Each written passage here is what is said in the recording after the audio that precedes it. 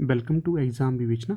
तो दोस्तों, जैसा कि आप लोगों को पता है, हम अपने चैनल पर डिस्कस कर रहे हैं नेट और एपी के लिए पी बाई क्यू सीरीज़। तो जैसे पहले भी मैंने आपको अवगत करवाया है कि जो ये पी बाई क्यू सीरीज़ है, ये किसी एक परीक्षा तक सीमित नहीं है।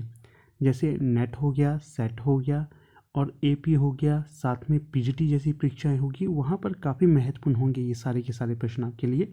तो ध्यानपूर्वक आप सारे वीडियोज़ को देखिएगा। जो प्रश्न नहीं आते हैं तो उन्हें अपनी कॉपी पे आपने अवश्य नोट करना है।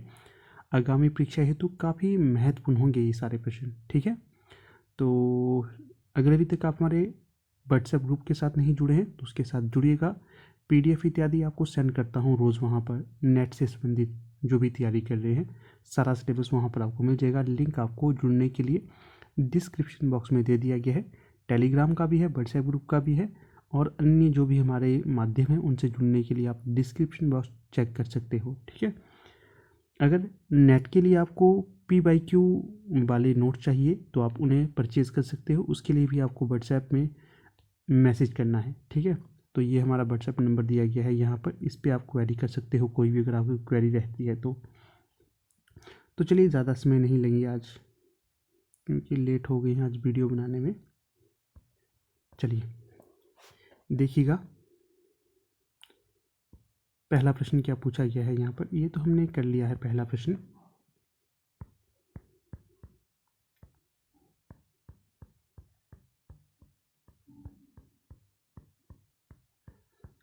अगर आपके नियर डियर कोई एलटी टेट एलटी कमीशन की तैयारी कर रहे हैं तो आप भी जुड़ सकते हैं हमारी टीम के साथ। हमारे ऑनलाइन बैच चले हुए हैं आजकल, ठीक है। तो उसके साथ जुड़ना है तो जुड़ जाइएगा, समय है अभी आपके पास। ये प्रश्न हमने पीछे किया था या नहीं, मुझे थोड़ा सा संशय हो रहा है इस पर।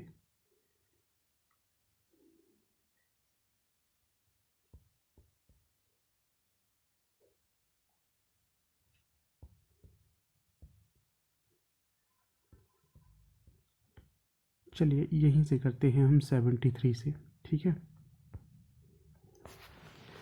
करा होगा हमने तो भी ठीक है, नहीं करा होगा तो भी ठीक है। ये प्रश्न करने से रिवीजन ही होता है और तो कुछ नहीं।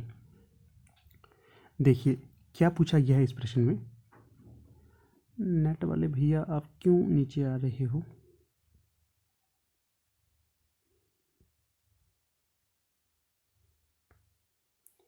ये नीचे आएगा ही आएगा,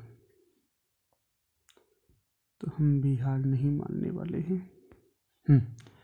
सूची ए को सूची 2 के साथ सम्मिलित करना है, ठीक है। यहाँ पर सूची ए दी गई है और यहाँ पर सूची बी। क्या है इसमें? इसमें यह है जैसे सूची 1 में रचनाएं दी गई हैं, सूची बी में रचनाकार का नाम। तो हम इन्हें यहाँ पर सम्मिलित कर लेते हैं। जैसे देखिए पूछा गया है कुछ पत्ते कुछ चिट्ठियाँ किसकी रचना है।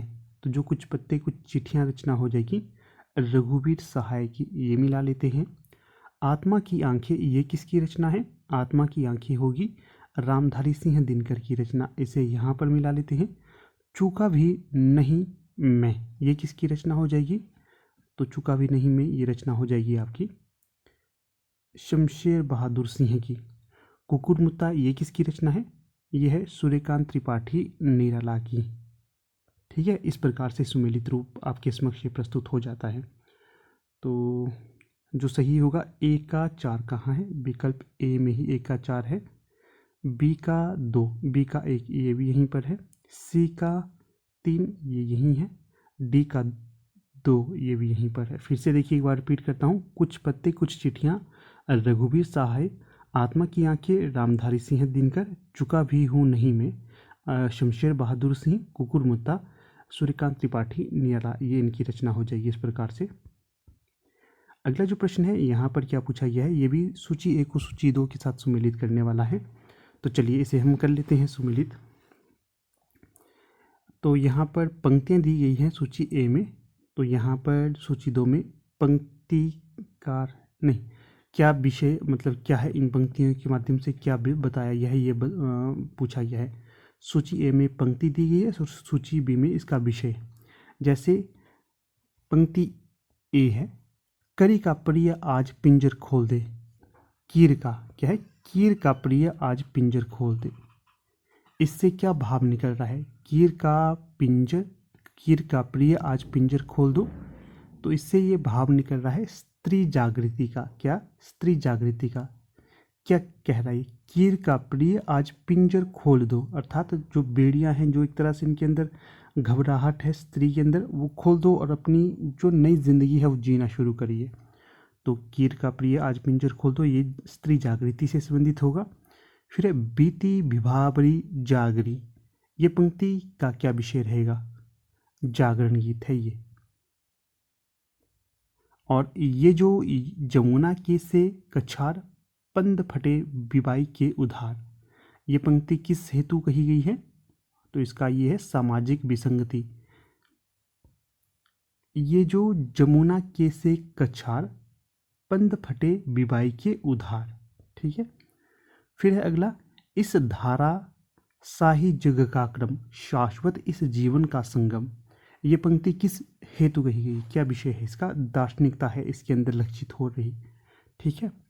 तो कीर का प्रिय आज पिंजर खोल दो, एक का दो, एक का दो कहाँ है? विकल्प 4 में है, एक का दो। और बी का 1 ये भी यहीं पर है, सी का 4 ये भी विकल्प 4 में ही है, और डी का 3 ये भी यहीं पर है। इस कारण विकल्प 4 जो है ये सही हो जाएगा यहाँ पर। अगला प्रश्न देख लेते हैं इसके पश्चात 74। इसमें क्या पूछा गया है 74 में? तो 74 में आपसे पूछा गया है सूची ए जो उच्चारण स्थल है और सूची 2 है जो ये वर्ण है, तो इन दोनों का मिलान हमने यहाँ पर करना है। तो चलिए कर लेते हैं। जैसे ओष्ठ, इसका उच्चारण स्थान क्या होगा ये यहाँ पर बतलाना है। ओष्ठ का आप सभी वाकिफ होंगे। तो ओष्ठ से जो चीज़ें निकलती हैं तो वो होगी प फ व भ, ठीक है। ओष्ठ से ये निकलता है। दंत्य से क्या निकलता है? दंत्य से दांत जिसे कहते हैं, त थ द ध न, ये है दंत्य। कंठ से क्या निकलता है? कंठ से, तो कंठ का जब भी हम उच्चारण कर, कंठ से जो भी हम उच्चारित करते हैं तो यहाँ से निकलता है क ख ग घ। तालव्य से, तालव्य से जो निकलेगा तो क्या निकलेगा? च छ ज झ, ये होगा। ये आपको पूछा जाता है, मोस्ट इंपॉर्टेंट प्रश्न है ये, ठीक है, हर एक परीक्षा में पूछा जाएगा। ओष्ठ से प वर्ग निकलता है, दंत्य से त वर्ग निकलता है, कंठ से क वर्ग निकलता है, तालव्य से च वर्ग निकलता है। तो ए का 2 कहाँ पर है? विकल्प 2 में दिया गया है, ए का 2। बी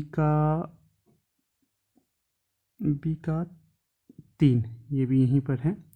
सी का 4 ये भी यहीं पर होगा, सी का 4। डी का 1 ये भी यहीं पर है। इस प्रकार से जो विकल्प 2 है ये यहाँ पर सही हो जाएगा। अगला प्रश्न है 76। इसमें क्या पूछा गया है 76 में? तो यहाँ पर पूछा गया है प्रकाशन वर्ष के अनुसार निम्नलिखित नाटकों का सही अनुक्रम बताना है। प्रकाशन वर्ष के अनुसार, तो ध्यान से यहाँ पर देखिएगा, सारे प्रश्न आपके लिए इम्पोर्टेंट होंगे। यहाँ पर आपको ये भी बताऊँगा कि किस रचना का प्रकाशन वर्ष कब का है और इसके रचनाकार क्या हैं। पहला देखिए यहाँ पर हानूश। हानूश किसकी रचना होगी? पहले तो ये होगा भीष्म साहनी की है हानूश। कब प्रकाशित हुआ था ये? 1977 में ये हुआ था। लहरों के राजहंस किसकी रचना है? मोहन राकेश की नाटक है ये। कब का है ये?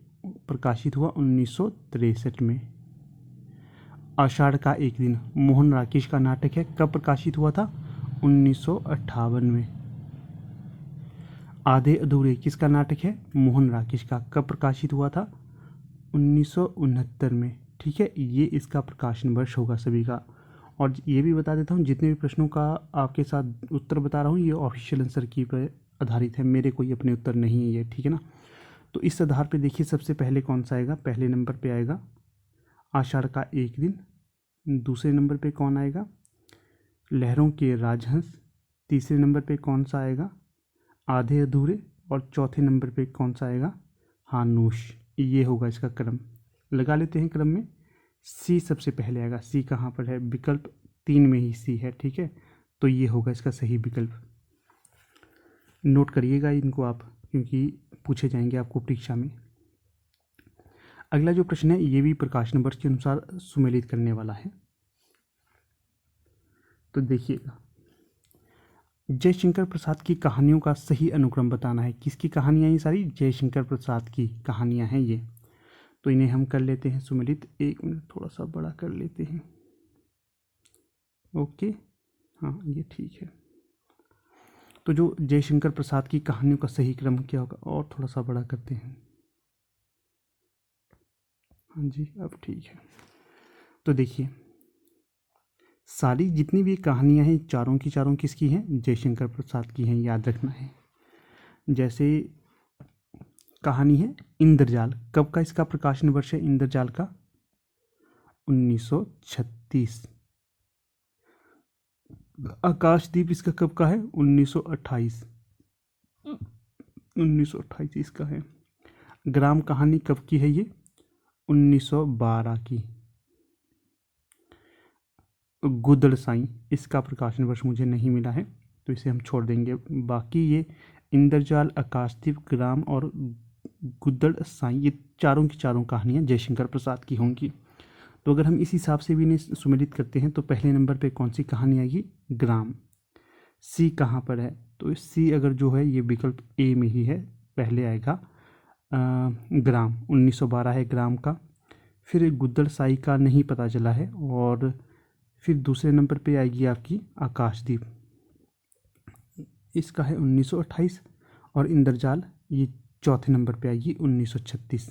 ठीक है, तो इस प्रकार से ये सुमेलित रूप है यहाँ।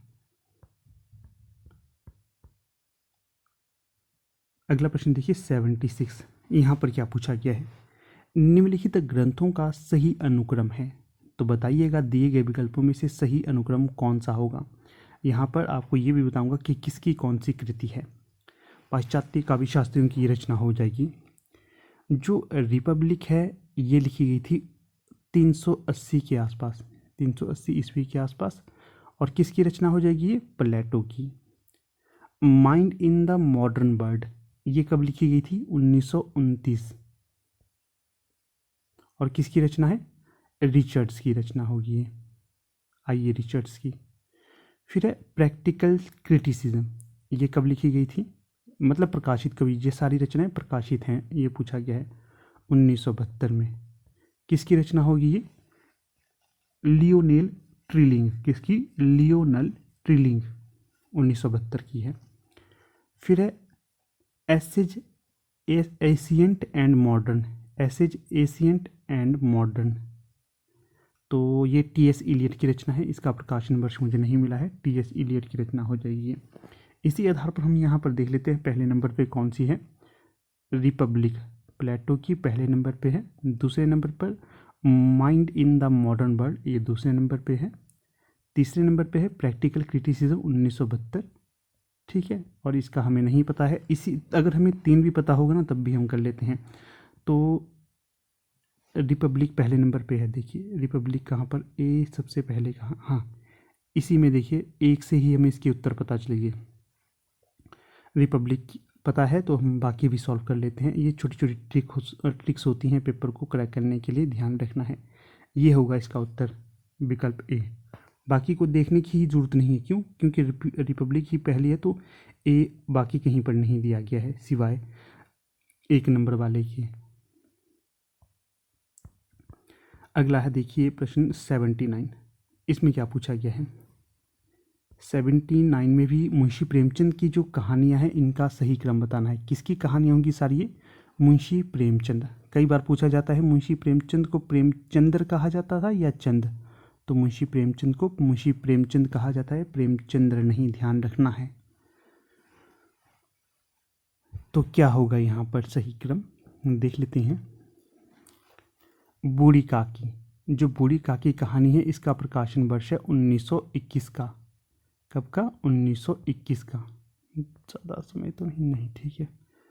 और सवा सेर गेहूँ, इसका क्या होगा? 1924। और पंच परमेश्वर 1916। और प्रेरणा इसका मुझे पता नहीं चला है प्रकाशन वर्ष। बूढ़ी काकी, सवा सेर गेहूँ, पंच परमेश्वर और प्रेरणा, ये चारों कहानी किसकी होंगी? मुंशी प्रेमचंद की ये कहानियाँ होंगी। तो चलिए इसी आधार पर हम उत्तर देखने लग जाते हैं। सबसे पहले कौन सी आएगी? पंच परमेश्वर पहले नंबर पे है, दूसरे नंबर पे है बूढ़ी काकी और तीसरे नंबर पे है यहाँ पर सवासिर गेहूँ। तो सी कहाँ पर है? सबसे पहले तो ये देखिए 2 नंबर पे सी है, एक यहाँ पर है और दूसरा कहाँ पर है? विकल्प 4 पे। अब हम एलिमिनेट करेंगे, जो मैं आपको मेथड बताता हूँ। फिर देखिए दूसरे नंबर पे कौन सी कहानी है? बूढ़ी काकी। तो बी दूसरे नंबर पे ए कहाँ पर है? यहाँ पर है। देखिए ये तो डी है, तो ये अब हो गया ख़त्म, इसका कोई औचित्य नहीं रहा। तो अब जो उत्तर निकलेगा विकल्प 4 वाला निकलेगा। ठीक है। तीसरे नंबर की कहानी हमने कौन सी देखी थी? सवासहित गेहूँ, ये भी यहाँ पर मिल रही है। ठीक है ना। इस प्रकार से हम इसे एलिमिनेट मेथड के द्वारा भी सॉल्व कर सकते हैं। तो सही उत्तर होगा हमारा डी, CABD ये क्रम रहेगा। अगला प्रश्न है 80। जन्म वर्ष के आधार पर निम्नलिखित रचनाकारों का सही क्रम बताइए। जन्म वर्ष के अनुसार जो पेड मेंबर है ना, उनके लिए ये PDF मिल जाएगी सॉल्व की हुई। तो आपको ज़्यादा अगर नहीं लिखना है तो आप छोड़ दीजिए। जो पेड मेंबर नहीं उन्हें लिखना ज़रूरी है, क्योंकि आप लोगों को कई PDF दे देता हूँ, कहीं नहीं देता हूँ। देखिए अगला जो प्रश्न है, जन्म वर्ष के आधार पर रखना है ना, थोड़ा सा बड़ा कर देते हैं इसे।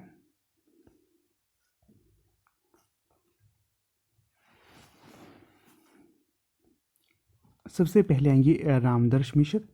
क्या होगा इनका जन्म? 25 अगस्त 1924। 25 नहीं, 15 अगस्त 1924। विवेकी राय, इनका क्या है? 19 नवंबर 1924। ये देखिए इतने इकट्ठे वाले डाल दिए इन्होंने, कई बार ये फंसाने वाले काम करते हैं। बाल मुकुंद गुप्त, इनका क्या होगा समय? 1865। 1865। अध्यापक पूर्ण सिंह, इनका कब का होगा? 1881। तो ये होगा सारा क्रम। पहले नंबर पे कौन आएगा यहाँ पर? तो पहले नंबर पे आएगा ये बाल मुकुंद गुप्त। तो सबसे पहले सी कहाँ पर दिया गया है ये ढूंढेंगे हम। सी दिया गया है विकल्प 2 में। तो सही उत्तर यही होगा, ज़्यादा इधर उधर नहीं माथापच्ची करेंगे, सीधे इसका उत्तर चयन कर लेंगे हम। बाल मुकुंद गुप्त 1865, फिर अध्यापक पूर्ण सिंह 1882, और फिर आपका रामदर्श मिश्र 1924, 15 अगस्त 1924, और विवेकी राय 19 नवंबर 1924। ये क्रम रहेगा यहाँ पर बिल्कुल सही। ठीक है, तो इसका ध्यान रखना आपने। अगला प्रश्न है, प्रकाशन वर्ष के अनुसार श्रीलाल शुक्ल के उपन्यासों का सही क्रम बताइए। पहले तो ये ध्यान रखना आपने कि ये सारे के सारे किसके उपन्यास होंगे? श्रीलाल शुक्ल जी के ये उपन्यास होंगे। काफ़ी बार पूछा जाता है इनको परीक्षा में। तो प्रकाशन वर्ष के अनुसार हमें यहाँ पर इन्हें लगा लेते हैं। देखिएगा 81 विश्रामपुर का संत, ये इसका प्रकाशन वर्ष क्या होगा? विश्रामपुर का संत 1998 होगा इसका प्रकाशन वर्ष। मकान 1976। फिर है सोनी घाटी का सूरज 1957, और पहला पड़ाव 1987। तो ये रहेगा सारा इसका क्रम। ठीक है। विश्राम पहले नंबर पे कौन सा आएगा? ये यहाँ पर सोनी घाटी का सूरज पहले नंबर पे आएगा, यहीं पर कर लेते हैं हम। ये देखिए कहाँ पर है, सी सबसे पहले देखना है हमने। तो जो विकल्प 3 वाला है ये यहाँ पर सही होगा। ठीक है, सोनी घाटी का सूरज पहले नंबर पे है, फिर होगा आपका मकान 1976, फिर है पहला पड़ाव 1987, और अंत में है विश्रामपुर का संत 1998। ये क्रम यहाँ पर सही हो जाएगा। फिर अगला प्रश्न देखिए 82 प्रकाशन वर्ष के अनुसार जयशंकर प्रसाद के नाटकों का सही क्रम बताना है। ये सारे के सारे किसके नाटक होंगे? जयशंकर प्रसाद के। अजात शत्रु, ध्रुव स्वामिनी, राज्यश्री, स्कंदगुप्त। ये अब इनका प्रकाशन वर्ष आपको बताता हूँ। अजातशत्रु इसका क्या प्रकाशन वर्ष है? 1922। ध्रुव स्वामिनी क्या है इसका प्रकाशन वर्ष? 1933। राज्यश्री इसका क्या है? 1915। और स्कंदगुप्त इसका क्या है? 1928। तो ये क्रम यहाँ पर रहेगा। तो देखिए सबसे पहले कौन सा आएगा? सबसे पहले आएगा आपका राज्यश्री, 1 नंबर पे राज्यश्री। तो सी कहाँ कहाँ दिया गया है? विकल्प 4 में ही सी दिया गया है, बाकी आगे हम नहीं देखेंगे, आप अपने हिसाब से इसको देख लेना। सी सही विकल्प हो जाएगा यहाँ। अगला प्रश्न है, प्रकाशन वर्ष के अनुसार कृष्णा सोबती के उपन्यासों का सही क्रम बताना है हमने। कृष्णा सोबती, सारे के सारे उपन्यास किसके होंगे? कृष्णा सोबती जी के होंगे। कौन कौन से नाम हैं इनके? समय, सरगम, मित्रों, मरजानी, ए लड़की, सूरजमुखी, अंधेरे के। तो चलिए देखिए, समय सरगम का प्रकाशन वर्ष क्या है? 2000। और मित्रों मरजानी इसका क्या होगा? 1967। ए लड़की इसका क्या होगा? 1981। सूरजमुखी अंधेरे के इसका क्या होगा? 1972। ठीक है, ये क्रम रहेगा यहाँ पर सही। तो पहले नंबर पे कौन सी रचना आएगी हमारी यहाँ पर? मित्रों मरजानी। तो बी देखिए कहाँ पर है? बी विकल्प 4 में है बी यहाँ पर, तो बाकी देखने की आवश्यकता नहीं है। अगला है, जन्म काल के अनुसार निम्नलिखित कवियों का सही अनुक्रम बताना है। तो ये भी आपको बता देते हैं, ये कौन सा मुश्किल है। तो देखिए, लुइपा, इनका जन्म कब का माना जाता है? एस्टीमेट है ये 1840 ईस्वी के आसपास का। स्वयंभू, इनका कब का है? 783 ईस्वी के आसपास का। और 83 3 लिख ले भाई। हेमचंद्र 1080 या 1088 के आसपास का।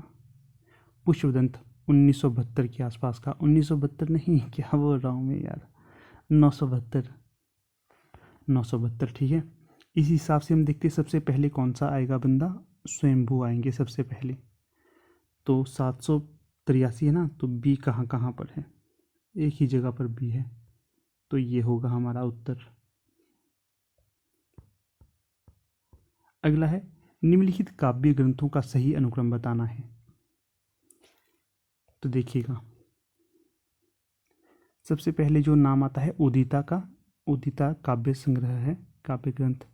कब का इसका प्रकाशन वर्ष है? 1980 का। किसकी रचना है? शमशेर बहादुर सिंह की। शमशेर बहादुर, अपने आप लिख लेना आगे। चांद का मुंह टेढ़ा किसकी रचना होगी? मुक्तिबोध की, 1964 की होगी ये। फिर चिंता किसकी रचना है? अज्ञे की। कब की है? 1942। काव्य संग्रह है। संसद से सड़क तक किसका काव्य संग्रह होगा? धूमिल का, सुदामा पांडे धूमिल, 1972 का होगा ये रहेगा यहाँ पर सारा क्रम। ठीक है, इसी हिसाब से आप इसका मिलान कर सकते हैं। तो देखिए, सबसे पहले जो रचना आएगी चिंता, सबसे पहले चिंता कहाँ पर है? सी, मिल जा भाई, सी यहाँ पर है। बाकी भी यहाँ पर सुमेलित कर लीजिएगा आप, ये होगा सही विकल्प। ध्यान से पढ़िएगा, एक ही प्रश्न से आपके 4 प्रश्न निर्मित होते हैं यहाँ पर। जो नेट का लेवल इसलिए हाई है क्योंकि एक प्रश्न में 4 प्रश्न पूछता है ये। जिसको आते हैं तो ठीक होगा, नहीं आते हैं तो आप बैठिए ऐसे ही। इसलिए आपको अगर जो भी प्रिपरेशन कर रहा है तो तन मन धन से प्रिपरेशन कर लीजिएगा इसकी। अगला देखिए, अब क्या प्रश्न आया आगे। ये आए हैं यहाँ पर अभिकथन, तर्क और स्थापना वाले कहते हैं हम इन्हें, कथन और कर्ण वाले। चलिए कथन और कर्ण को देख लेते हैं।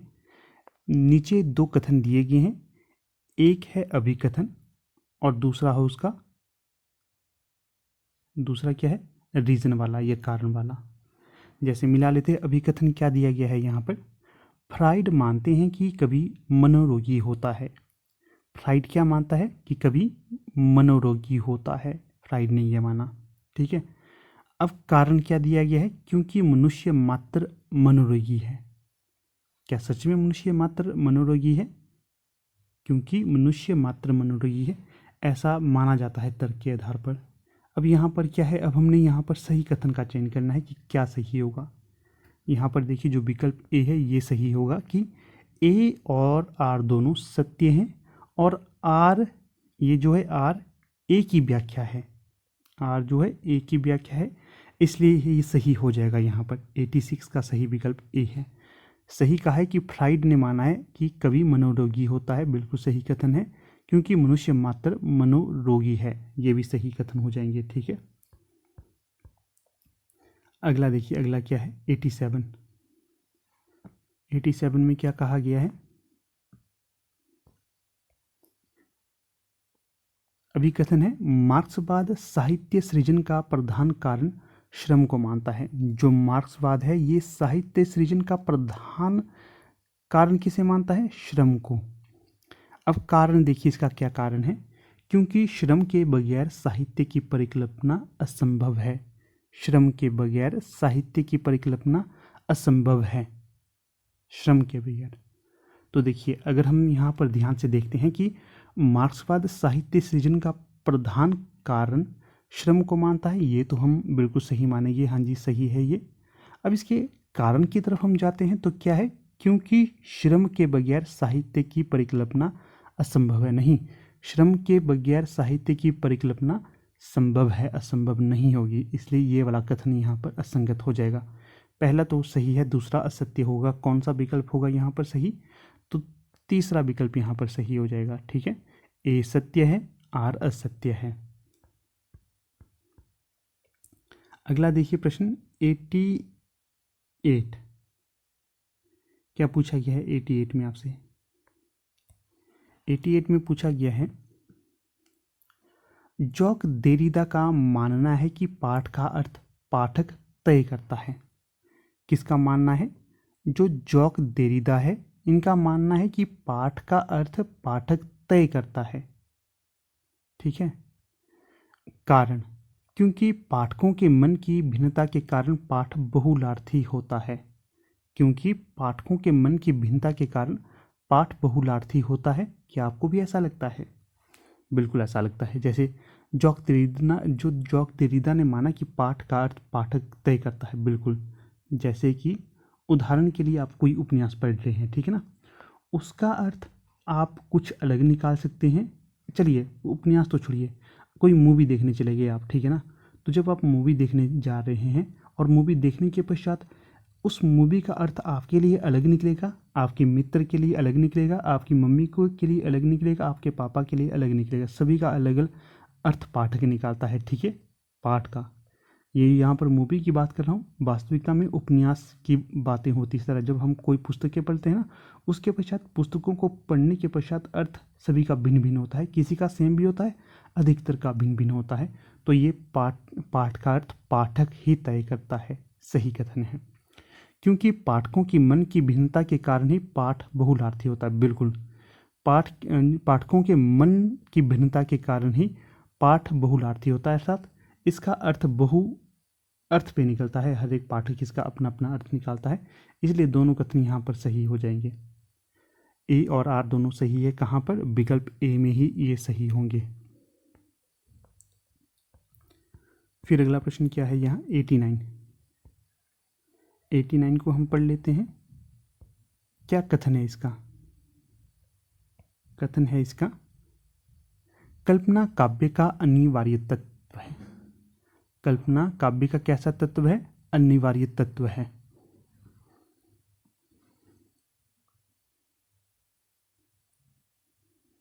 कल्पना काव्य का अनिवार्य तत्व है या साधन है। कारण, क्योंकि कल्पना काव्य में साध्य है। क्योंकि कल्पना काव्य में क्या है, कल्पना काव्य में साध्य है, ऐसा कहा गया है। अब आप खुद सोचिए, क्या सोचिए, पहला जो कथन है कल्पना काव्य का अनिवार्य तत्व है, बिल्कुल है, ये आप मानते हैं कि नहीं। जब कोई कवि कल्पना करता है तभी जाके तो वो लिखता है, बिना कल्पना करने से कोई लिख सकता है, आपको लगता है? नहीं, बिल्कुल पॉसिबल नहीं। कल्पना होगी तभी आगे कुछ कार्य होता है, ये तो हमने मान लिया सही।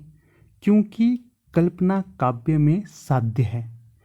कल्पना ही काव्य में साध्य नहीं होती, ये क्या होती है, साधन होती है।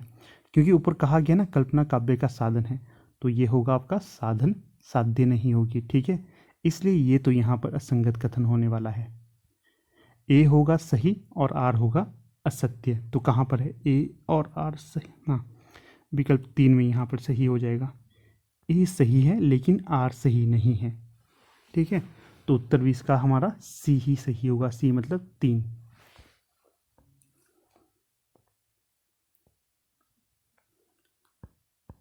अगला प्रश्न देखिए यहाँ पर 90। इसमें क्या पूछा गया है, तो यहाँ पर पूछा गया है कविता मनुष्य के हृदय को शुद्ध करती है। कविता मनुष्य के हृदय को क्या करती है, शुद्ध करती है। किसने कहा था ये कथन, याद करिए। कारण क्या है, कारण है यहाँ पर मनुष्य के हृदय को प्रकृत अवस्था कविता से मनुष्य के हृदय की प्रकृत अवस्था कविता से संभव है। ठीक है, किससे संभव, कविता से संभव है। तो बिल्कुल सही, आचार्य रामचंद्र शुक्ल ने ये कथन कहा था अपनी कविता क्या है में, और ये भी सही होगा। यहाँ पर दोनों ही सही होंगे, इसलिए जो सही विकल्प होगा 90 का ए और आर दोनों सही है। आर जो है ए की सही व्याख्या है। ठीक है, तो इस कारण विकल्प ए यहाँ पर सही हो जाएगा। आगे आया हमारे पास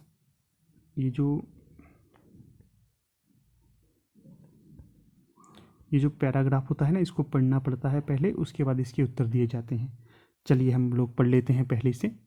यदि किसी देश का बाह्य रूप सम्मान योग्य और सुंदर नहीं बन सका है तो समझना चाहिए कि उस राष्ट्र की आत्मा में एक उच्च जगत का निर्माण किया जाना शुरू नहीं हुआ है, अर्थात वहाँ सच्चे साहित्य के निर्माण का श्री गणेश नहीं हुआ है। साहित्य ही मनुष्य के भीतर से सुसंस्कृत और उन्नत बनाता है।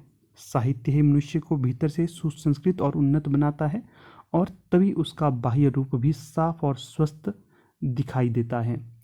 और साथ ही बाह्य रूप के साफ और स्वस्थ होने से आंतरिक स्वास्थ्य का भी आरंभ होता है। दोनों ही बातें अन्योन्याश्रित हैं। जबकि हमारे देश की, हमारे समाज का आधा अंग पर्दे में ढका हुआ है, जबकि हमारी 90% जनता अज्ञान के मलबे के नीचे दबी हुई है, तब हमें मानना चाहिए कि अभी दिल्ली बहुत दूर है।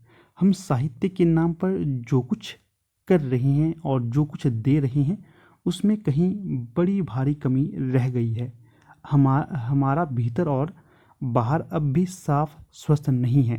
साहित्य की साधना तब तक बंद ही रहेगी जब तक हम पाठकों में एक ऐसी अदम्य आकांक्षा जागृत ना कर दें जो सारे मानव समाज को भीतर से और बाहर से सुंदर तथा सम्मान योग्य देखने के लिए सदा व्याकुल रखें। अगर यह आकांक्षा जागृत हो सकी तो हम में से प्रत्येक अपनी अपनी शक्ति के अनुसार उन सामग्रियों को जरूर संग्रह कर लेगा जो उक्त इच्छा की पूर्ति की सहायक हैं। अगर यह आकांक्षा जागृत नहीं हुई तो कितनी ही विद्या क्यों ना पड़ी हो, वह एक जंजाल मात्र सिद्ध होगी और दुनियादारी और चालाकी का ढकोसला ही बनी रहेगी। जो साहित्यिक निष्ठा के साथ इच्छा को लेकर रास्ते पर निकल पड़ेगा, वह स्वयं अपना रास्ता खोज निकालेगा। साधन की अल्पता से कोई महती इच्छा आज तक नहीं रुकी है। भूख होनी चाहिए, किसी भी चीज़ को प्राप्त करने की भूख होनी चाहिए। आप स्वयं भी इस पूरे पैराग्राफ को पढ़ सकते हो। ठीक है, तो अब यहाँ पर हम इसके उत्तर देख लेते हैं। अब पूरा पैराग्राफ तो नहीं पढ़ूंगा, अब इसे सीधे इसके उत्तर दे दूंगा। जैसे किसी देश और उसके नागरिकों का चरित्र निर्माण तभी संभव है जब उस देश में सत्य साहित्य हो। जब उस देश में सत्य साहित्य हो, मतलब सत्य साहित्य का मतलब होता है सत्य साहित्य। फिर अगला जो प्रश्न है यहाँ पर आपका, साहित्य साधना की अनुर्बरता का कारण क्या है। अनुर्वरता का कारण क्या है? तो ये होगा आपका देश के निवासियों में अच्छी शिक्षा और संस्कार के प्रति अदम्य इच्छा और अध्यवसाय का अभाव। ठीक है, अगला है हमारा वर्तमान साहित्य कैसा है? हमारा वर्तमान साहित्य, हमारा वर्तमान साहित्य सामाजिक दायित्वों को पूर्ण करने में पूरी तरह सक्षम नहीं है। ठीक है, अगला है इस अनुच्छेद में वर्णित अन्योन्याश्रित बातों का मूल क्या है? तो इस अनुच्छेद में वर्णित अन्योन्याश्रित बातों का मूल क्या होगा? तो वो हो जाएगा साहित्य के द्वारा मनुष्य को अंतर्बाह्य सुसंस्कृत और उन्नत बनाना। अंतर्बाह्य मतलब अंदर से भी और बाहर से भी सुसंस्कृत बनाना और उन्नत बनाना इस अनुच्छेद की बातों का मूल होगा। अगला है अदम्य आकांक्षा के बिना, अदम्य आकांक्षा के बिना क्या नहीं होता? अदम्य आकांक्षा के बिना क्या नहीं होता है? विद्या व्यर्थ है और साहित्यिक निष्ठा के साथ रास्ते की खोज संभव नहीं है। ये होगा यहाँ पर उत्तर। अगला प्रश्न, प्रस्तुत अवतरण के संदर्भ में निम्नलिखित में से कौन सा कथन सही होगा? तो जो यहाँ पर कथन दिए गए हैं इनमें जो सही होगा तो वो कौन सा है? तो वो होगा आपका विकल्प 3। अनुसंधान नए विचार और वैज्ञानिक विवेचन से उद्घाटित मार्मिक परिस्थितियों के मूर्त और सजीव चित्र को कवि को अपने काव्य के एक लक्षण के रूप में शामिल करना होगा। तो सी सही विकल्प होगा यहाँ। अगला है प्रस्तुत अवतरण के आधार पर निम्नलिखित में से कौन सा कथन सही नहीं है? तो कौन सा कथन सही नहीं होगा? पहला देखिए, ज्ञान प्रसार और भाव प्रसार परस्पर संबंधित है। हाँ जी, सही है। ज्ञान प्रसार के भीतर भाव प्रसार होता है, ये भी सही है। ज्ञान की इच्छा, ज्ञान की स्थिति भाव की स्थिति की पूर्ववर्ती है, बिल्कुल सही। ज्ञान प्रसार के दायरे से भाव प्रसार परे है, नहीं, ये असंगत होगा यहाँ पर। फिर अगला प्रश्न क्या है? ये दूसरा पैराग्राफ आ गया है, हमने तो इसको भी कर लिया। दूसरा पैराग्राफ पढ़ लें या स्वयं पढ़ लोगे आप? पढ़ लें, चलिए पढ़ लेते हैं दूसरे पैराग्राफ को। तो इसमें क्या दिया गया है? ज्ञानेंद्रियों द्वारा प्राप्त सामग्री से भावना या कल्पना उसकी योजना करती है। अतः ये कहा जा सकता है कि ज्ञान ही भावों के संचार के लिए मार्ग खोलता है। ज्ञान प्रसार के भीतर ही भाव प्रसार होता है। आरंभ में मनुष्य की चेतन सत्ता अधिकतर इंद्रिय ज्ञान की समष्टि के रूप में ही रही। फिर ज्यों ज्यों अंतःकरण का विकास होता गया, सभ्यता बढ़ती गई, त्यों त्यों मनुष्य का ज्ञान क्षेत्र बुद्धि व्यवसायत्मक या विचारात्मक होकर बहुत ही विस्तृत हो गया है। अतः उसके विस्तार के साथ हमें अपने हृदय का विस्तार भी बढ़ाना होगा। विचारों की क्रिया से वैज्ञानिक विवेचन और अनुसंधान द्वारा उद्घाटित परिस्थितियों तथा तथ्यों के मरणस्पर्शी पक्ष का मूर्त और सजीव चित्रण भी उसका इस रूप में प्रत्यक्षीकरण भी कि वह हमारे किसी भाव का आलंबन हो सके, कवियों का काम और उच्च काव्य का एक लक्षण होगा। तो इस प्रकार से ये पैराग्राफ था। अपने हिसाब से भी आप पढ़ लेना इसको, क्योंकि अलग अलग पढ़ने का सबका तरीका होता है। आपका अलग है, मेरा अलग है। कई बहुत जल्दी जल्दी पढ़ लेते हैं, कोई आराम आराम से पढ़ते हैं जैसे मैं पढ़ता हूँ। अगला देखिए, प्रस्तुत अवतरण के संदर्भ में निम्नलिखित में से कौन सा कथन सही नहीं है? तो यहाँ पर जो मैंने बताया पहले पढ़ लेते हैं सारे कथन। आधुनिक युग में विचारों के विस्तार के साथ हृदय के विस्तार की कोई आवश्यकता नहीं है, यह सही है। कौन सा कथन सही है? नहीं, ये गलत है। फिर अगला कौन सा? ये हमारे ज़माने में अपने विचारों के विस्तार के साथ हृदय का विस्तार करना आवश्यक है। हाँ, ये कथन यहाँ पर सही होगा। ये दोनों असंगत हो जाएंगे। अगला है, प्रस्तुत अवतरण के संदर्भ में निम्नलिखित में से कौन सा कथन सही नहीं है? सही नहीं है। तो यहाँ पर जो सही नहीं होगा, पहले पहला पढ़ लेते हैं हम। देखिए,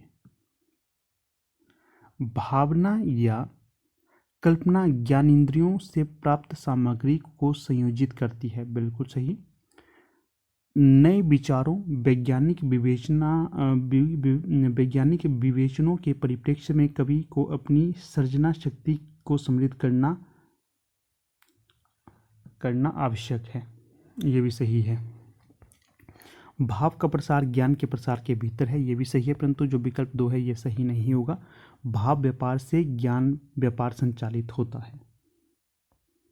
ठीक है। अगला जो है, प्रस्तुत अवतरण में कौन सा कथन, ये तो पढ़ लिया भाई हमने, कितनी बार आएगा ये। प्रस्तुत अवतरण के संदर्भ में निम्नलिखित में से कौन सा कथन सही है? तो यहाँ पर जो सही होगा तो वो होगा सीधा विकल्प 4। सभ्यता के विकास के साथ मनुष्य के विचार अधिक व्यापक हो गए हैं। ये हमने पढ़ा था ना। बाकी सभ्यता के बढ़ने के साथ मनुष्य के भाव अधिक व्यापक हो गए हैं, नहीं, ये तो गलत है। फिर सभ्यता के बढ़ने के साथ मनुष्य की बुद्धि और भाव दोनों का क्षय हो गया, नहीं, क्षय नहीं हुआ है। सभ्यता के विकास के साथ हमें सिर्फ बुद्धि की ज़रूरत रह गई है, नहीं, ये भी गलत है। सिर्फ जो विकल्प 4 ही यहाँ पर संगत हो जाएगा। ठीक है ना। तो कुछ इस प्रकार से देखिए, आज हमने इसका प्रश्न पत्र डिस्कस कर लिया है पूरा। मुझे पूर्ण आशा है कि ये प्रश्न पत्र आपके लिए काफ़ी मददगार साबित होगा, जैसे नेट जैसी परीक्षाओं के लिए, असिस्टेंट प्रोफेसर की परीक्षाओं के लिए, और साथ में सेट जैसी परीक्षाओं के लिए और पीजीटी जैसी परीक्षाओं के लिए। तो अगर आपको ये वीडियो अच्छा लगा हो तो अवश्य इसे लाइक, शेयर और चैनल को सब्सक्राइब करिएगा। और नोट्स किसी भी प्रकार के आपको चाहिए हो, जैसे आप लोग तैयारी कर रहे हैं LT ग्रेड मतलब LT टेट LT कमीशन की, तो आप नोट्स ले सकते हो। हार्ड कॉपी पे भी अवेलेबल है और सॉफ्ट कॉपी पे भी। और नेट की अगर आप तैयारी कर रहे हैं तो नेट की तैयारी के लिए हमारे पास सॉफ्ट कॉपी नोट्स अवेलेबल हैं, जिसमें आपको P/Q मिलेंगे। ठीक है ना, जिसमें सेट के P/Q मिलेंगे और नेट के P/Q मिलेंगे। तो आप इन्हें भी परचेज़ कर सकते हो, आपकी तैयारी के लिए काफ़ी महत्वपूर्ण होंगे ये। ठीक है। तो फिलहाल अब यहाँ पर अपनी वीडियो का हम समापन कर लेते हैं। आप लोग वीडियो के अंत तक बने रहे, इसका बहुत बहुत धन्यवाद।